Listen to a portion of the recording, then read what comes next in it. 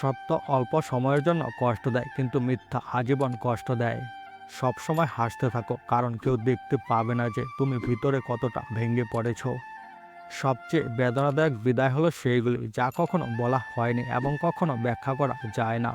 কখনো কখনো তুমি যাকে সবচেয়ে বেশি বিশ্বাস করো সেই ব্যক্তি হয়তো তোমায় সবচেয়ে বেশি কম বিশ্বাস করে। কেউ হৃদয়ের মধ্যে থাকলে হৃদয়টা হালকা লাগে, কিন্তু কেউ ছেড়ে গেলে খুব ভারী হয়ে যায়। কাউকে পছন্দ করতে 1 মিনিট সময় লাগে, কাউকে ভালোবাসতে 1 ঘন্টা, কিন্তু কাউকে ভুলতে গেলে সারা জীবন লাগে। আমার নীরবতা আমার বেদনার আরেকটি শব্দ।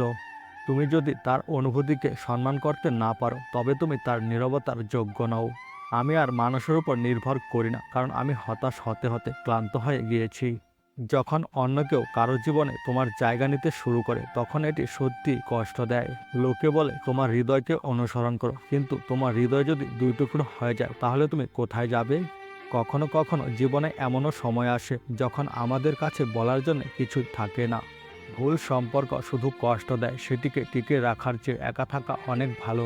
চোখের জল হলো আমাদের সেই শব্দ যাকে ব্যাখ্যা করা খুব কঠিন।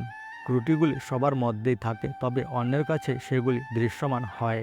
আমি তো এতই ইমোশনাল হয়ে গিয়েছি যে স্ট্যাটাসেও নিজের কষ্ট প্রকাশ করতে পারছি না। কখনো কারো ভালোবাসায় এতটাই ডুবে যেও না যে বের হওয়াই কঠিন হয়ে যায়, কারণ মানুষ যে কোনো সময় বদলে যেতে পারে। আমি শুধু একটা টাইম পাস, এইটা আমি জানি, কিন্তু দেখবে এমন একদিন আসবে ওরা এই টাইম পাসকে অনেক মিস করবে। আমি কখনোই কোনো অর্থের খাতিরে কারো সাথে সম্পর্ক রাখিনি, কারণ যার মন ভরে গেছে সে ধীরে ধীরে সরে গেছে। কেন সরাসরি বলো না, এখন আর মন কথা বলতে চায় না। প্রকৃত ক্ষতি তখনই ঘটে যখন তুমি এমন কিছু হারাও যা তুমি নিজের থেকেও বেশি ভালোবাসো। কিছু কিছু অপূর্ণতাও দরকার, মানুষ হয়ে মানুষের মতো হওয়াও দরকার। যে কষ্ট না বোঝে তাকে বেদনা বুঝে কী লাভ? শুধুমাত্র সেই জিনিসগুলি তোমার আবেগকে আঘাত করে যেগুলিকে তুমি তোমার বলে মনে করো। সুখের কোনো সঠিক ঠিকানা নেই, সব জায়গায় সুখ আছে। পৃথিবীর সবচেয়ে দুঃখের বিষয় হলো এমন কাউকে ভালোবাসা যে তোমাকে ভালোবাসতো। খারাপ পরিস্থিতি থেকে দুঃখ আসে না, বরং খারাপ চিন্তা থেকে আসে।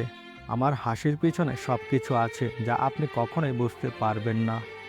আমার কাছে টাকা নাও থাকতে পারে, কিন্তু আমি নিশ্চিত আমার কাছে অনেক অ্যাটিটিউড আছে। আপনার অ্যাটিটিউড আমার দরকার নেই, কারণ আমার নিজের অনেক আছে।